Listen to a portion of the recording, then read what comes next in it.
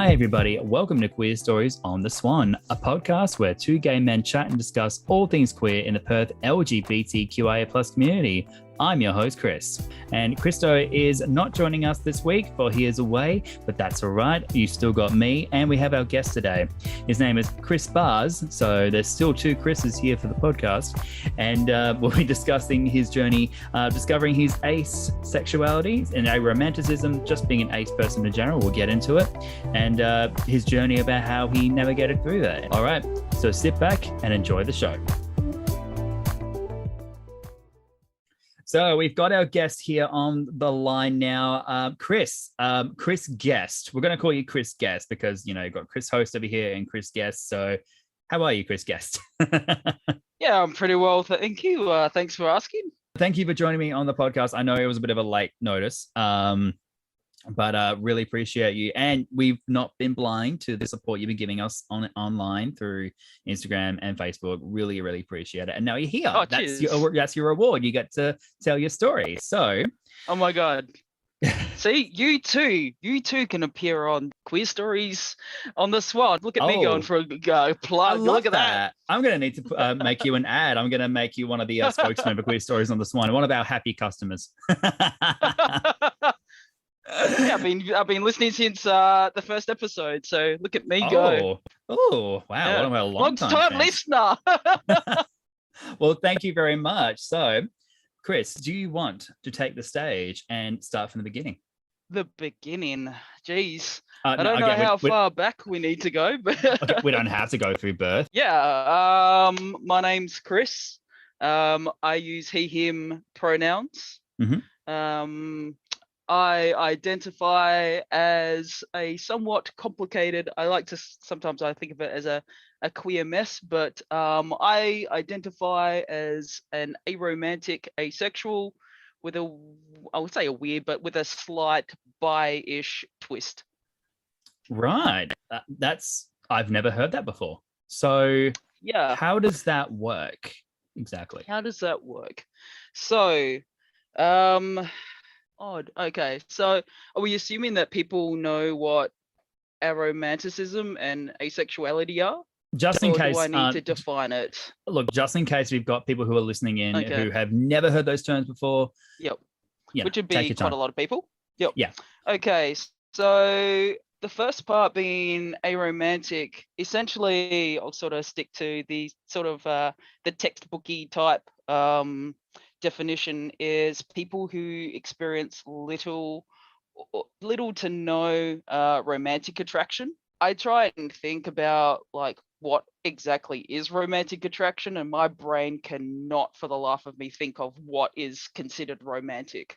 And certainly when I meet people, I don't tend to get sort of those sort of coupley type reactions and sort of feelings. But we can get into that further later down the track. And there's probably a few people that will know about asexuality and quite a few people that don't. So asexuality is essentially experiencing very little to no sexual attraction. So it's completely separate from low libido or celibacy or anything like that. Like it's not an actual like choice. You don't choose to not be sexually attracted. I was thinking about it earlier, probably the easiest way to explain it to people, because for me, it all makes sense. Like I've had quite a bit of time to sort of process it, and it all makes sense and be normal to me. But to other people, it's like new and revelationary and very difficult to get their head around. So one of my really good friends in Sydney, who's also part of the Oz Aces admin team, she will usually say something along the lines of, most people will have a sex or a gender that they're attracted to, and the opposite sex or gender they're not really interested in. For asexuals, generally speaking, neither sex or gender really interests you. So you don't tend to have any sort of sexual attraction to people based on their sex or gender. With that said, asexuality is quite a large spectrum, and you can have people that are, say, demisexual. and grey sexual, which are all part of the asexual spectrum. Mm-hmm. So those are people that would tend to, in the case of demisexuals, you would need to form an emotional bond or emotional closeness with someone, get to know them on a really fine, intimate, emotional level before you experience sexual attraction. And grey sexual people. So I'm starting to get into aromanticism. Grey sexual people are people that sometimes they feel sexual attraction, but it's not a constant thing. It's not an always thing.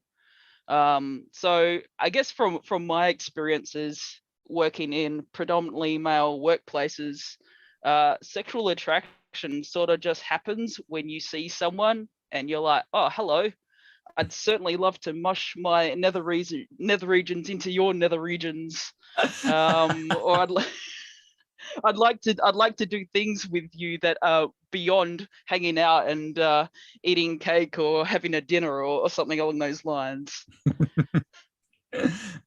So for me personally, and sort of this is a sort of a slightly complicated thing.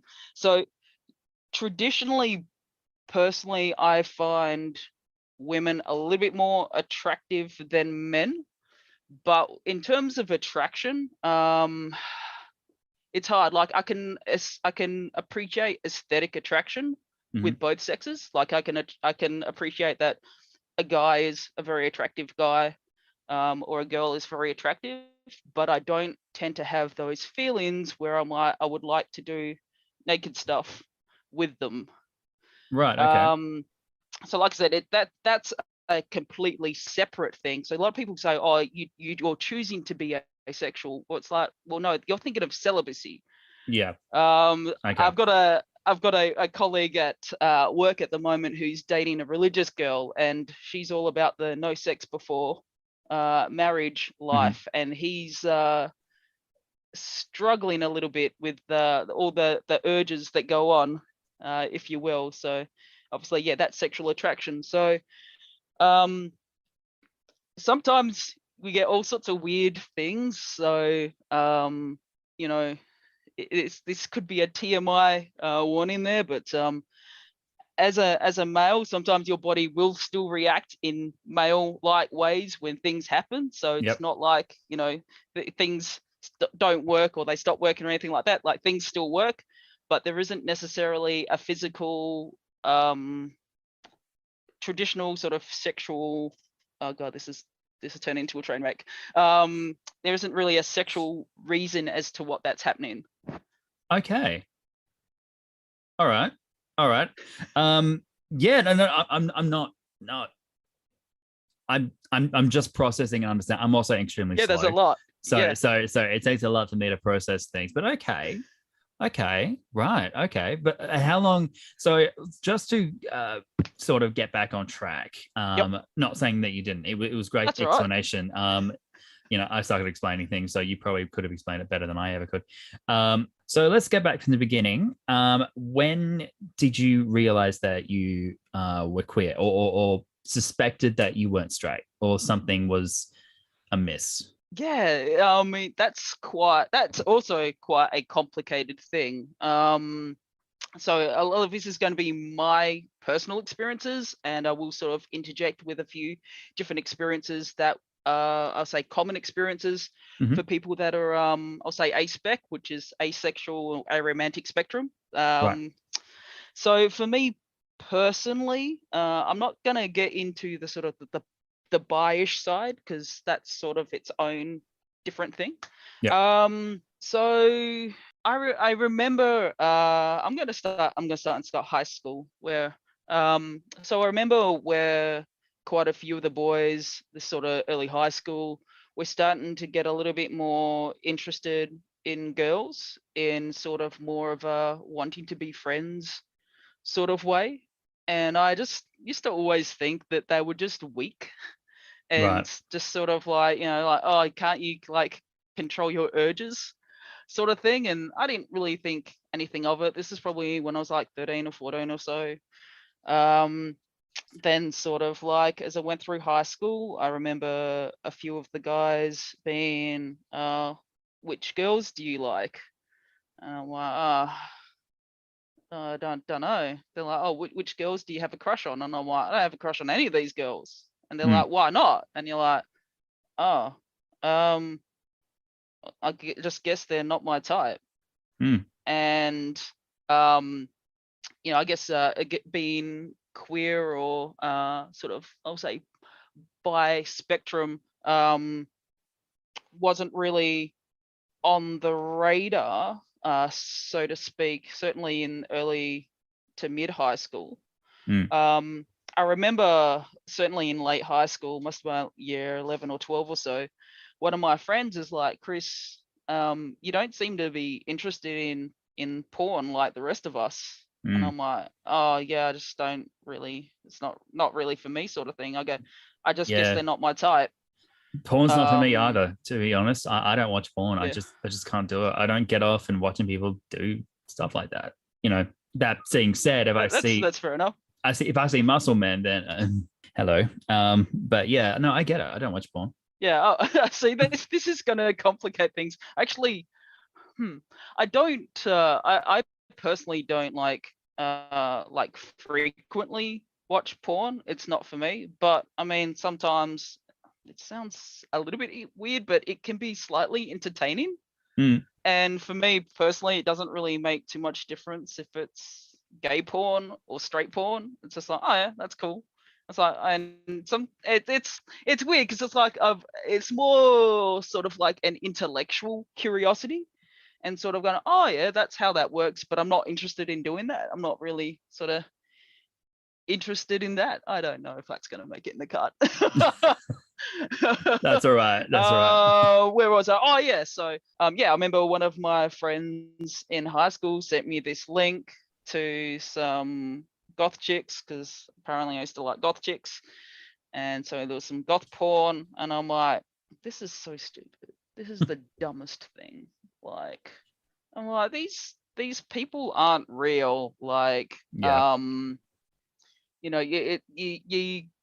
don't know these people, so I don't feel like I can be attracted to them. I feel like I need to know them to feel attracted. So I guess in some ways, I thought initially maybe I was in what I now know demisexual, but that was certainly not the case. So yeah, I used to just sort of, I guess, after high school, I wasn't really interested in girls and doing on any of the clubbing and finding girls and doing dating sites and all that sort of stuff.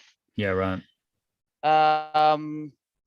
So I started to just sort of identify as what I called non-sexual, and I'm like, I'm just not into guys or girls. I remember sort of getting to a point of where I sort of thought and felt that an orientation / my orientation was more about how far I could go sexually, because if I wanted to have a relationship and do all that sort of stuff, it was all going to come down to sex.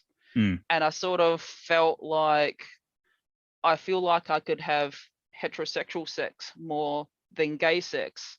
So I have a higher potential, higher likelihood of being straight. Yeah. So I must be straight. I was going to say being normal in quotation marks. Yep, yeah. Quotation marks. Yeah. Despite the fact that I was, I say, aesthetically attracted to some men, but I felt like, oh look, when it comes to the act, I don't think I could do it. Like, I don't think it was something that I wanted to do. Yeah. So I just thought, oh, I must be straight. So then sort of got a little bit later down the track. So that was sort of heading toward, I'll probably say 1920 sort of ballpark, and started, look, maybe I should try dating. This is so stupid. Like, maybe I can find friends. Maybe I can make friends of the opposite sex on a dating site, and maybe if I really, really like them, maybe the feelings will come, and maybe whatever. And that all sort of didn't make sense at all. So I remember going through, and even now, if I had a profile on a dating site, which I don't currently, I'd be like, this person sounds interesting, but I don't know what this person's like, so I don't know if I'm going to like them. So like physical attraction for me doesn't really fall into it. I'm more interested in the person and their stories and all that sort of stuff, and to see if we vibe. The only thing being is I'm also really not interested in that all the time. So but most of the time for me, I guess, with my aromantic side, is most of the time, like 99% of the time, I don't want to be in a relationship, and it's not really something that interests me. Yep. But I can see how people may want to be in a relationship. I mean, I've been in relationships before, but it's not something that I'm terribly experienced in, and it's not something that I sort of really, really want that much, I guess. To be fair, they're hard, so I can understand why you wouldn't. Yeah. God. So yeah, I remember one day on a dating site, I started chatting to this girl, and she was really interested in me. And I thought, oh, if she's interested in me, then maybe I'll be interested in her. Right. Which didn't make any sense at all, because she was extremely annoying. And this particular one, she would, I think I had this idea of, if I give her my number, then she'll hear me and she'll be able to talk to me, and she'll realize that I'm really not that interesting and that I'm actually really boring, and it'll make her not want to talk to me. Oh. Well, that completely backfired. She kept on calling me. She kept on wanting to talk to me. All sorts of stupid hours. Like, she was in Melbourne at the time, and obviously being in Perth, 3 hours behind. So she'd be ringing all sorts of stupid times, and like 3 o'clock in the morning here. Hey, it's 6 o'clock. Good morning. You're like, yeah, no, like, hi. It's like, yeah, please go away. And then I was sort of a bit young, dumb, and naive, and I was thinking, oh, look, maybe I can just give her a hint that I'm just not really interested. Like, I didn't mind chatting to her, like, she was cool, but yeah, just she wasn't that interesting, I guess you could say. And then the stupid thing is later in the conversations, they started to get a little bit more sexual.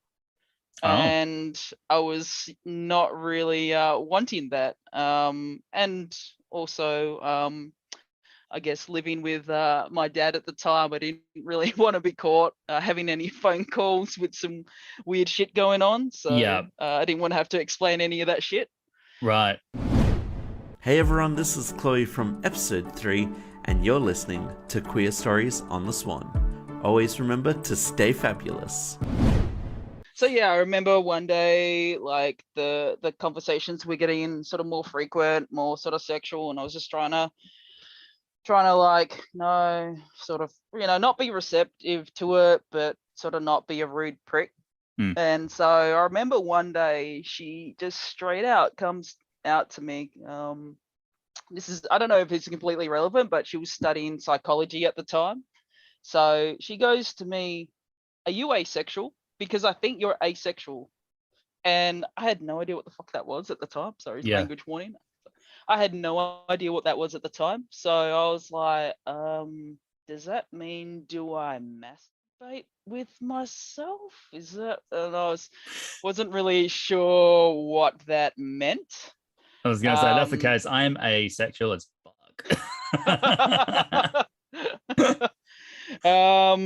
So yeah, I was I didn't really sort of know what that was, and I remember the next day, and I remember this so clearly. I was going for a bit of a bushwalk and thinking, what the hell is wrong with me? Like, we go through life, and like, you sort of, you're presented really with the option of, you're either gay, bi, or straight. And it's like, I've got this girl that pretty much wants to jump my bones, and she's talked all this dirty shit with me, and I'm not interested. And I'm like, why? Like, what's wrong with me? Like, sort of, you go through life, and you're sort of never presented, really, this is, at the time, you're never presented with asexuality as being an option. Like there's only 3 options that you can be, and it's like when you don't fit in any of those boxes, you're like, what are you like, supposed to do? No one taught me about asexuality. No one, this wasn't ever discussed in school, like, So I remember thinking that during this bushwalk, and I go home and I'm like, why don't we just Google this? Why don't we just literally, so I sat down, I remember it so well. I sat down and I literally Googled asexuality. And this is going back to like 2009, and up pops AVEN, which is the Asexuality Visibility and Education Network, which was the main big ACE forum. Sorry. For those that don't know, asexual people will often abbreviate themselves to ACEs. So you'll tend to hear people mention the ACEs, and even within queer spaces, so that usually mean asexuals. And aromantics are called arrows. So that's a little bit of what's the word I'm looking for? Bookkeeping. Yeah. So yeah, I Googled up AVEN and had a bit of a look at the forum, and I remember reading the definition. This was a little bit less inclusive at the time. It was something like asexuals are people who experience no sexual attraction, and I'm like, is that me? Yeah. And I was thinking, it sounds like me. I think it's me. So I hopped on the forum and I started reading everyone's different stories, and I'm like, yeah, that sounds like me. Yep, that sounds like me. And this person, that also sounds like me. And that other person sounds like me. And I'm like, oh shit, I think I'm asexual. Yeah, no, I'm on a sense. website. I'm on a website, and there's other people just like me. So yeah, I sort of figured that out later in the journey, I guess. Yep. So it would have been probably, let's say, it was about mid-20s at the time. So that was a bit of a revelation, because it was like, I just thought maybe I'm the only one out there that's like this, that feels this way about people. Right. With that said, I do sort of experience attraction in different ways to people. So a lot of people will be familiar, I guess, with physical attraction and sexual attraction. But there are other forms of attraction, like platonic attraction, aesthetic attraction, and one that's wonderfully complicated called altruist attraction, which can be a little bit difficult for people to sort of understand. What is that? So I'm going to give my best definition of it, because I'm really horrible at defining every single thing and every single micro label under the sun. There's so many micro labels and stuff. So altruist attraction is essentially very similar to platonic attraction. It sort of, for me, blurs the line between what you would normally want in a platonic relationship. So essentially, for me personally, experiencing it really blurs a line between what people would consider a romantic relationship and what is a traditional sort of I want to say physical, but I don't mean like sexual relationship, but like a physical relationship with the hugging and the hand holding and all that sort of stuff. Yep. But it's difficult because I haven't experienced the full range of emotions. So okay, it's to me it is sort of that sort of cross. It's like almost like a hybrid between aesthetic attraction. Sorry, not aesthetic.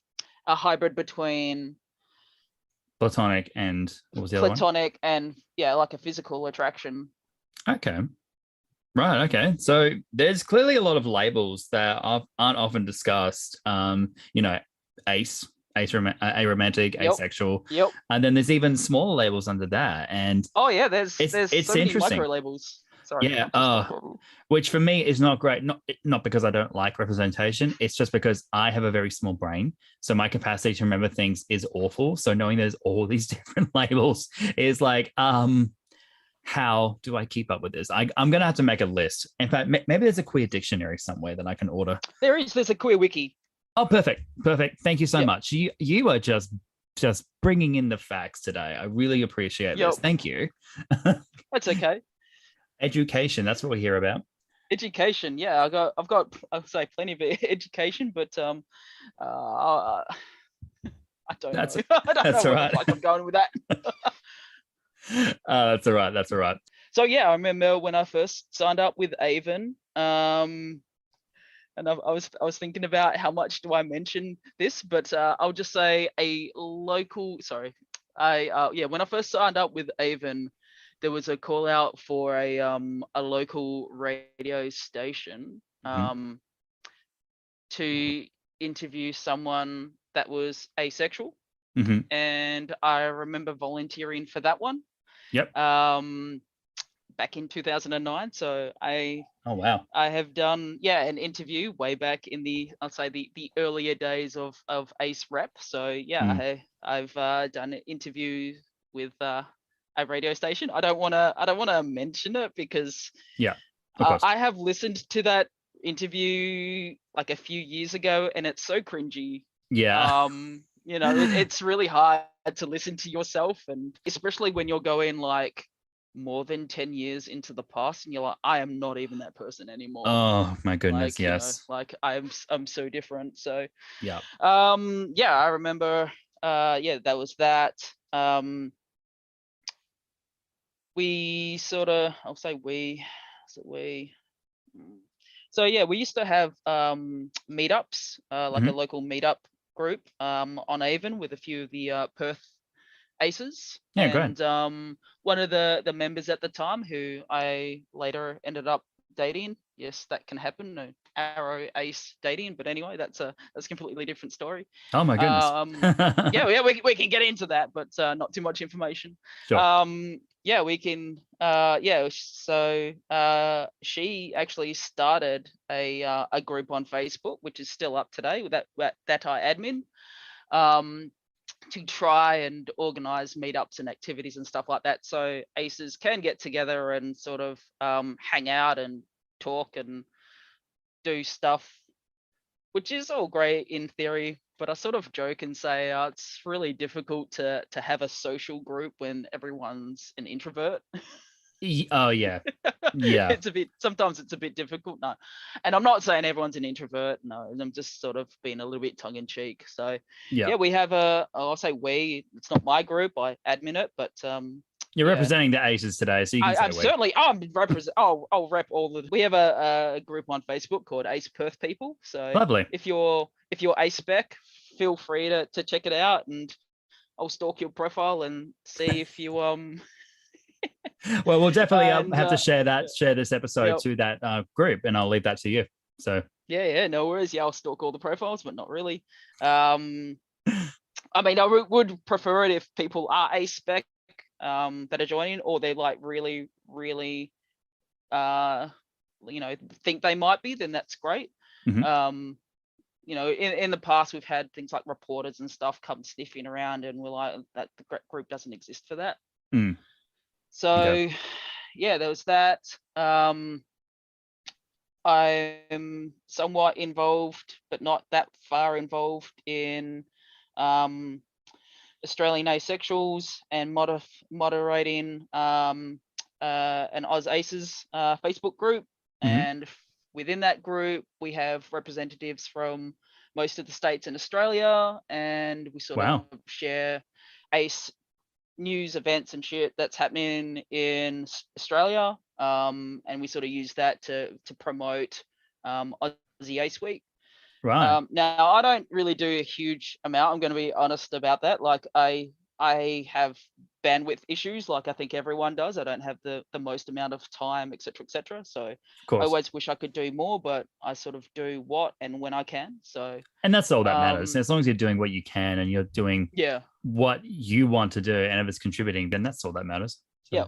So when we have Aussie Ace Week, we have different panels talking about all sorts of different things. So last year I took the leap of faith and sort of I was a bit worried that, oh my god, people are going to find out that I'm ace, because I wasn't really that openly out about it, that's another story. So I sort of, in the past sort of, sort of didn't want to be that public about it. But last year I'm like, you know what, I don't care. Let's just do it. So yeah, I've been in a couple panels talking about different things. Yeah, certainly last year I did an interview with Abby Chatfield, which I don't know if people know from The Bachelor, but she has her own podcast and stuff. Yeah, definitely heard of her name. That was filming for a sizzle reel, which I can't really say much about. I didn't get a call back for that, but I believe there's an episode going ahead with her and some Australian aces, so that's really cool. I don't know exciting. where that's coming out. I don't know anything about that, so yep. I've had a pretty gangbusters last 12 months, I suppose. So brilliant. Yeah, the Abby Chatfield thing last year, Aussie Ace Week, and what else? I did Pride. So I was actually driving the Ace float at Pride last year, which was really, really cool. So that was so much fun. Yeah, nice. Seeing everyone's support for us, which was really, really cool. Yeah, I had an interview earlier this year with I don't know if we can say Queer Perth, but I'll just say Queer Perth for Aromantic Spectrum Awareness Week. So I had a little interview for Arrow Spec Awareness Week, which was really, really cool. So yeah, no, you can totally plug that in. That's fine. Yeah. And then it's like I saw the other day, I'm actually wearing an Arrow shirt at the moment, which is in the interview that I sort of gave for Queer Perth. I actually bought the shirt from a place called Rainbow Roo, which is based maybe Melbourne or Sydney. It's one of those. I think it's Victoria. So they actually reposted my interview, and it was a caption like something along the lines of "Great to see our shirts actually out there in the community" or something like that. And I'm like, damn straight. Oh, that's great. Yeah. That's so cool. It got reblogged or reposted like yesterday, I think it was, and I took a screenshot, sent it to some of my friends. So quite a few of the Oz Ace admin team have been working with Rainbow Roo to get a few shirts up on the store, especially for upcoming International Asexuality Day, IAD. And there's quite a few things going on. Yep. And now you're here on this podcast. And I'm here on this podcast. Yeah, this is the most important thing that I might ever do in my life. I'm sure you have plenty of important things to do in the future. Let's not sell ourselves too short here. No. I've got to reach for the stars, man. No, absolutely. 100% agree. Your family were all accepting of you being ace? So yeah, like growing up, being ace was not an option. Like no one, it didn't, I want to say it didn't exist. It did exist. It's just that it was never represented. Yeah. And even today, we really struggle to get representation in any media. Things have improved so much when we got BoJack Horseman and we had Todd come out as Ace, which was really awesome. And so now it's like we get these younger kids coming through and they're like, in the early 20s and stuff like that. And they're like, I'm Ace. It's like, holy shit, man. I wish I knew that when I was that age and stuff. But sort of, oh, that's okay. I'll just grow up until I'm like 25 and just think I'm broken, but that's fine. I'm 26 and I think I'm broken. It's not. I think everyone's broken, man. A broken human being. Yeah, so I remember one day my dad asking me, why aren't you interested in women, whatever. And I was just like, oh, look, it's sort of cliche, right? So in ace circles, we sort of get it from a lot of people that, oh, you just, when it comes to sexual attraction, you just haven't met the right person yet. Yeah. Like, oh, you just haven't had sex with me yet. That sort of things. Like, that's not how attraction works. But anyway, so yeah, I remember, like in the past, I've sort of said it to deflect things, like just for, like, my personal business is not your business, and if I want to tell you, I'll tell you. So yeah, why can't people understand that? Yeah, it's weird, I guess. Like, people sort of feel like when you have a queer identity that you somehow owe them a coming out. Yeah. Like, you're a And it's case like, study now and we need yeah, answers. No, you don't. We're yeah, not, I we're need not to science ask you a whole experiments. bunch of, yeah, I need to ask you a whole bunch of ridiculously invasive questions that are really, really personal, and I want you to answer them. And you're going to represent a whole entire community, that's extremely diverse. It's like, okay. Because the thing is with asexuality is the estimates are that they believe, say 1 to 3% of the population may be asexual. And when you given that the global population, I think, is like 79 billion, that would mean globally there's around 79 million aces. Yeah, that's a lot. And it's like, that's a lot. It's just like, statistically, that's not that much, but that's like a whole entire country.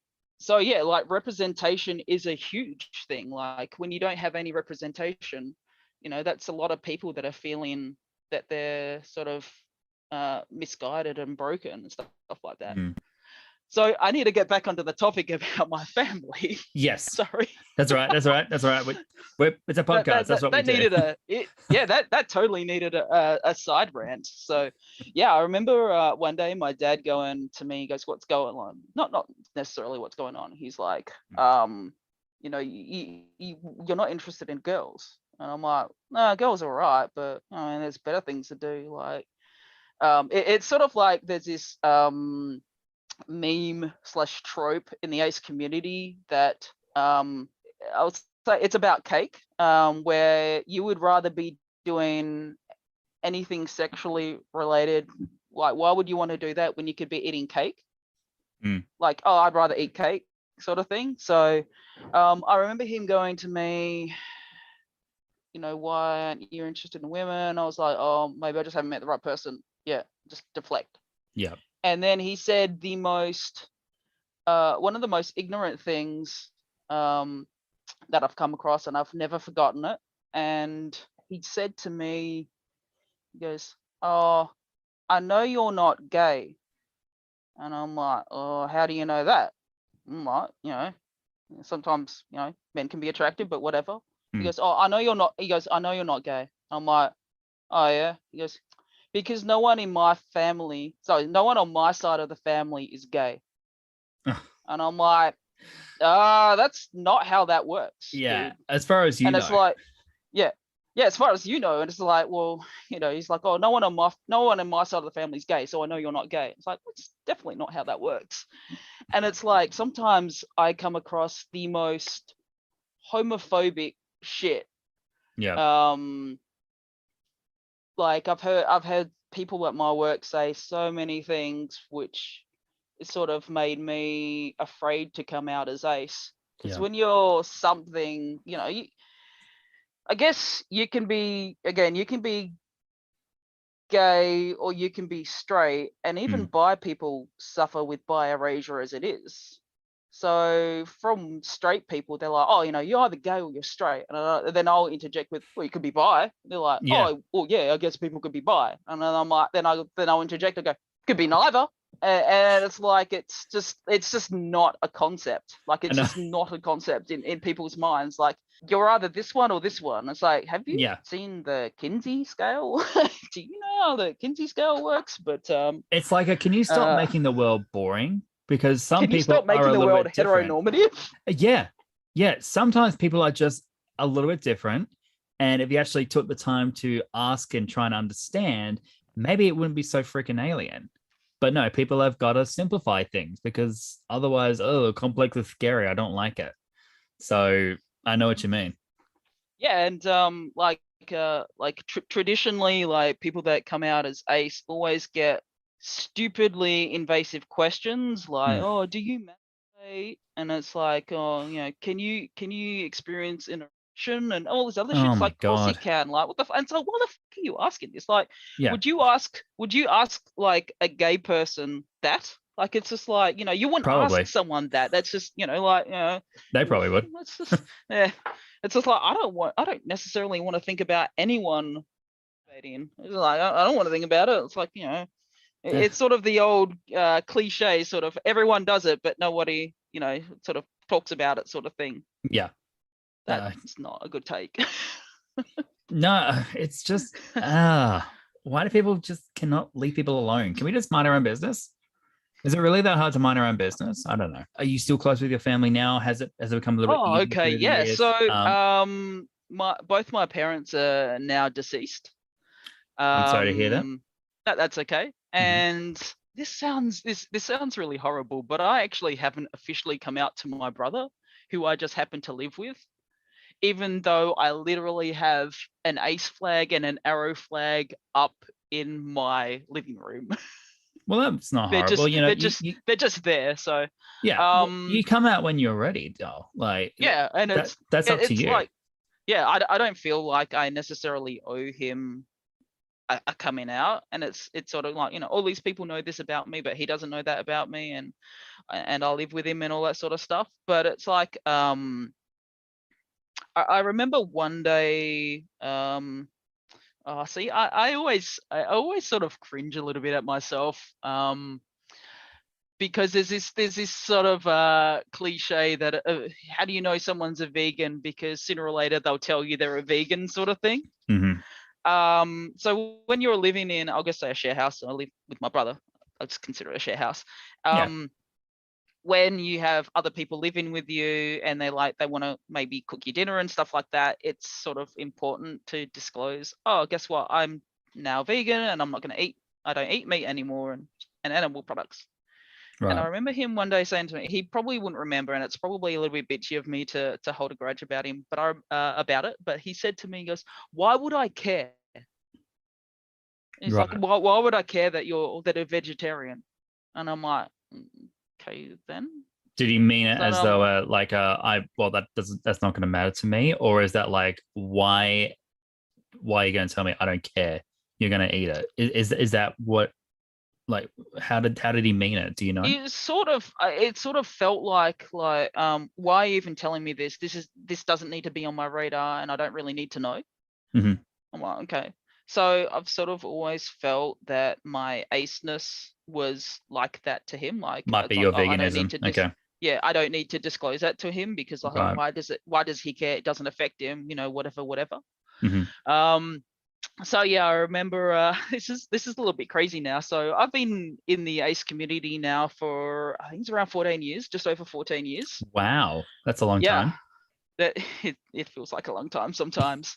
So it was only just late last year that I caught up with my sister, and we were in the car and we were having a chat, and she was talking about a yoga class that she runs, and she was talking about a couple of her students.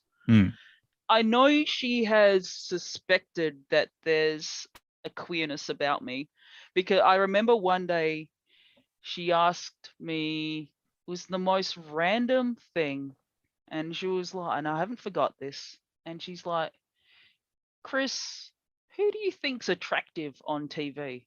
And I'm like, what? She goes, who do you like on TV? Like, on the TV, who do you think's attractive? And I'm like, and I was like, I'm like, who would people think that's attractive? And I'm like, the fact that I had to think about it was just, in hindsight, amusing. I was like, Jennifer Garner. And she goes, oh yeah, Jennifer Garner. Yeah, I can see that. And I'm like, yes, I have straight passed. I have straight passed. Congratulations. Sit back and enjoy the coffee. That's it. Let's live on this straight passing privilege. Yeah.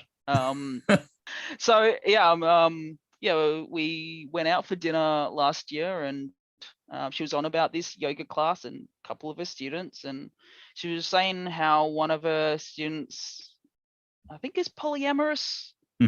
I think, from memory. And I was like, yeah, personally, I don't understand why people get so upset about polyamory. Like, what's to hate about it? Like, for me personally, I think it makes complete sense.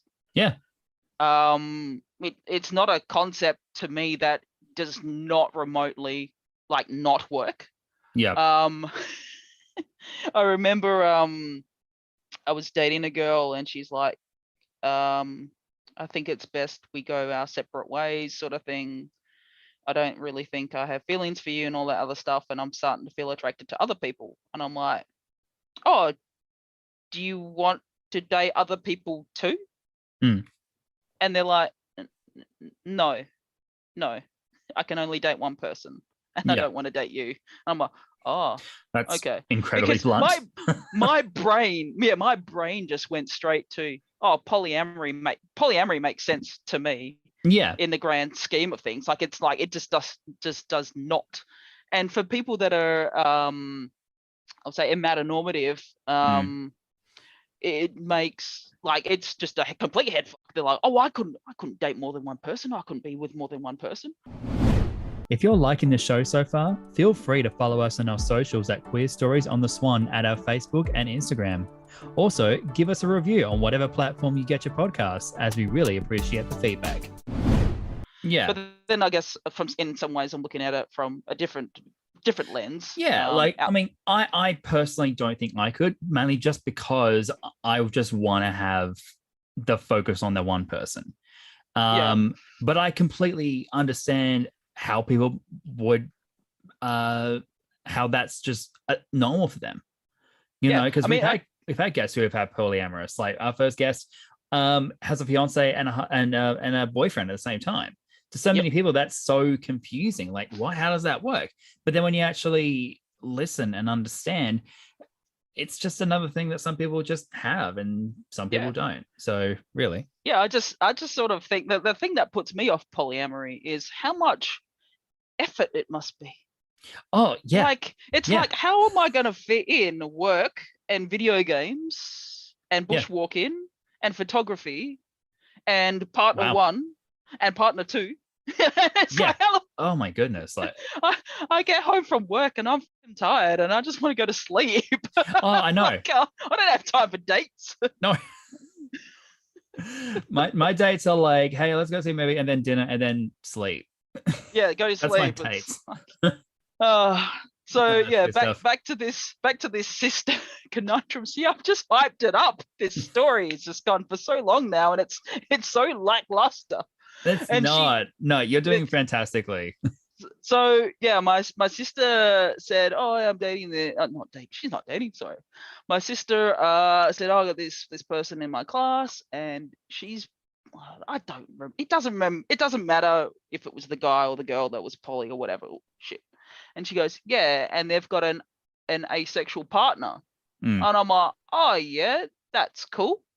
And she goes, yeah. And I'm like, do you know their name? And I thought, oh, maybe I know them from Ace Perth People on Facebook. So I was thinking, oh, you know, whatever. And she goes, no, I don't know their name. And I'm like, oh yeah, whatever. And I'm like, so we're driving along, and I'm like, oh, you mentioned that you had a student's partner, whatever, that was ace. And I'm like, so are you familiar with asexuality? And she goes, oh yeah, I know a little bit of it, whatever. And I'm like, because I've sort of like kicked a ball around in my head. I'm like, you know, should I ever come out to her or whatever? And I'm like, well, now's the time. Like now is the time. Like, I think I'd already done Aussie Ace Week at that point in time, and I'm like, if it's going to come out, now's probably the time. Yeah. So I just literally said to her, I go, oh yeah, because I'm ace, like I'm asexual. And she's like, oh yeah, I thought as much. And then that's how the whole conversation That's went. it. Yeah. That was it. It's so funny how we just think, oh, this coming out, it's gonna be so dramatic, it's gonna be so much fight, so much like you're not my brother and all that, and then it's like, oh yeah, okay. I'm like, have a billion questions. Where is the drama? Oh, I didn't want drama. I hate drama. So yeah, I was like, oh, I'm gonna have to do Ace 101. This is a thing where it's like, you know, every time, you know, you sort of meet new people, and there's an ace, you know, ace is mentioned. You have to do Ace 101. This is what it is. This is what it's not. Blah blah blah blah blah.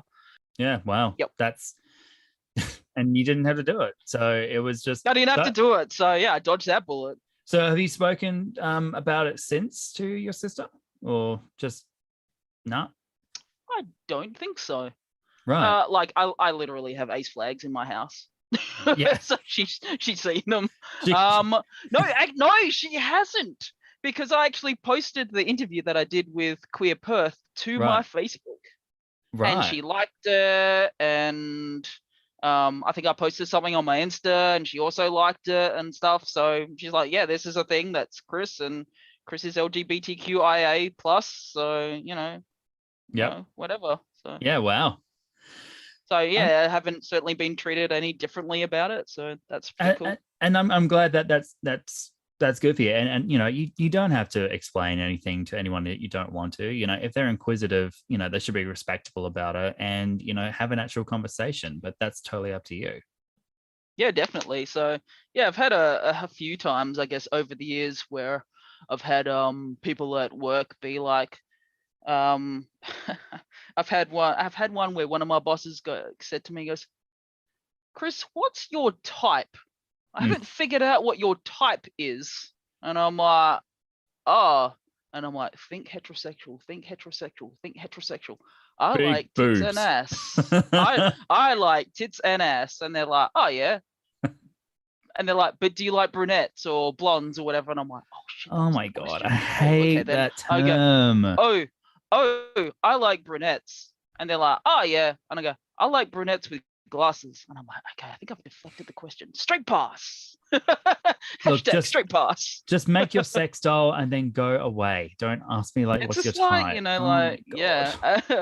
Yeah, I've been asked a couple times. Like I had another, like a colleague that I used to work with, and it was the last day she was working with me, and she used to, like, the whole time we were working, she had a thing for older guys. She was like early 20s, and I think I was like late 20s or something along those lines. Anyway, and she would always be not necessarily flirting, but trying to use her womanly charms, like battering her eyelids and all this other stuff.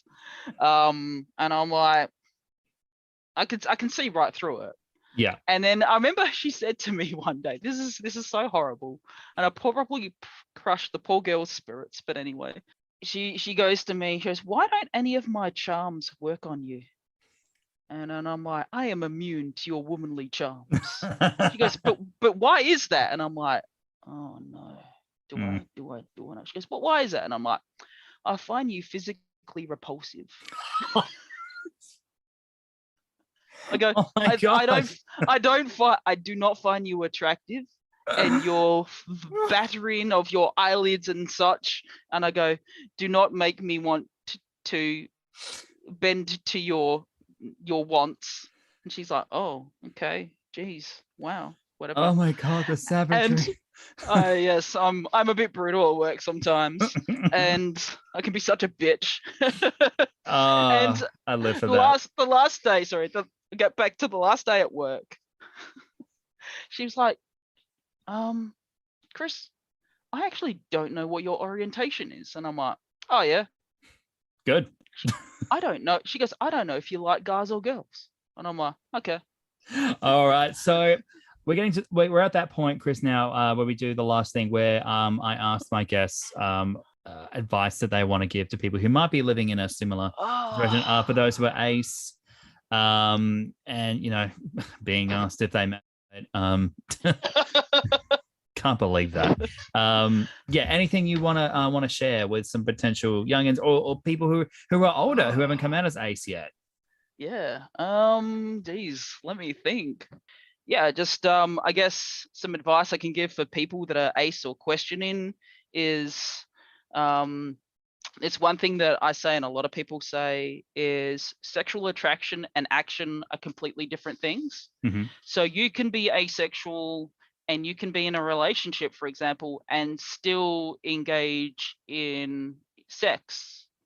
It's just that you don't feel that sexual attraction. Your body can be ready for intimacy, and that's perfectly normal. But it's your desire that you feel about engaging that. So for me personally, in that sort of situation, wow, this is really getting off topic. So yeah, for me personally, in that situation, there is a bit of a disconnect So it sort of feels like my body's like, yes, and my brain's like, weak flesh creature, you want to give in to your desires? And I'm like, but I don't have desires. I don't have And it's any. like, body says yes, brain says no. And it's like, let's just go along with this, you Yeah. know. And then you're like, this is boring as fuck. Sorry, this is boring as fuck. That's when you know you're ace. No, you should know your ace before then. So yeah, it's fine. Like, you know, there are aces that do have sex, and you know, you can be anywhere, let's say, on the spectrum, I guess. But like I said, it is an entire spectrum, and action doesn't equal attraction. And so you'll know within yourself how comfortable you feel with your attraction and whether or not you identify as ace. And it's fine. Like, it is completely valid and normal. And we're so lucky these days through a lot of campaigning, a lot of activism and stuff like that, where we are getting more and more accepted. You know, it brings a huge smile to my face anytime I see an A included at the end of LGBTQIA plus, or it's just like a little nod that it's like, oh, cool, ace and arrow people count, and Yep. you know, we're valid. That's why I made it a point to always say that we talk to the Perth LGBTQIA plus community. Yeah, because I mean, like I said, like you know, growing up, you know, going through life, you know, being ace was never an option. It was never you could be this. And so, you know, you're not broken. There is other people out there like you, and you can find a network. And so I think one of the greatest things that I've really enjoyed with my ace journey is finding community and making some of the best friends that I've ever had. So I'm so lucky. I've got, you know, friends from all around the world that are ace, from different ace communities, and it's fun bagging out the straights to other queer people. Oh, I know what you mean. we live in such a heteronormative world where it's just like, oh, it's just sort of good to sort of get one up on the straights, I guess. Yeah. I don't know if that makes sense. No, it does. It does. 100% it does. But no, all good. So thank you so much, Chris, for joining us for today's episode. Well, tonight, it's actually nighttime as we're recording this. But yeah, really, really appreciate you taking the time to join us on the show. No worries. Thank you so much. It's been awesome. So I've really enjoyed it, and I really look forward to continuing to listen to the podcast. It's been really good. I know there's quite a few people that were interested with me coming onto the podcast. So lovely. Hopefully I've done it justice. Hopefully there's not too much of a train wreck of editing coming up. So but train wrecks are fun. So, you know. Well, it's all fun and games until, I don't know. And it's all fun and games until a transcontinental railway line cuts supply chains into Perth. But anyway. But that's really good stuff. All right. Thanks, Chris. We're gonna end this episode right now. And where can we find you on socials? Can we find so you can check me out. I have an Insta, which is Chris B Life and Stuff.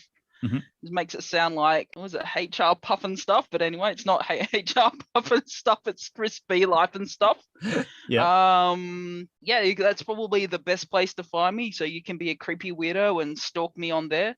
And if you have any ace questions and stuff like that, then you can possibly check out Ace Perth People, and like I said, I admin on there, and sort of I'm a little bit apprehensive to say what my my name is on Facebook. It's fine, but I just don't want all the creepy weirdos. But I mean, there's probably not that many creepy weirdos. So good. You don't have to do that. That's fine. You plugged your Instagram, so you're all good. Yeah, Instagram. So if you wanna contact me about Ace stuff through Instagram, freaking go for it. Yeah. Like I said, or you can contact Ace Perth People, and Excellent. There's Oz Aces.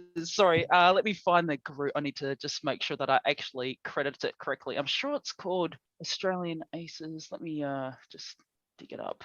I don't want to. Okay, so you can also find me on Australian Aces, Asexuals from the Land of Oz. And there's also our charitable organisation called Australian Asexuals. I look forward to sort of seeing you guys or hearing from you. Check it out, especially coming up to International Asexuality Day, and hopefully Aussie Ace Week later this year. So we're happy to have some interesting topics. I've certainly got a few kicking around in my head. We've got a few interesting concepts. So I have a few interesting concepts kicking around in my head, like ace men things. So we tend to have a bit of a bias in the ace community where it tends to be mostly females. So a lot of the sort of cis het male sort of stuff sort of gets a bit forgotten about. So hopefully we'll have a few topics. I mean, it's so far out to sort of think, but I'm hoping to bring a couple topics that are relevant to cis het aces. So yeah. No, brilliant stuff. Male aces. All right, thank you, Chris. Cool. Okay, no worries. Thank you for listening to Queer Stories on the Swan. You can leave a review for us wherever you get your podcasts. You can find us on our socials on Facebook and Instagram. I'm Chris. And I'm Christo. And stay fabulous.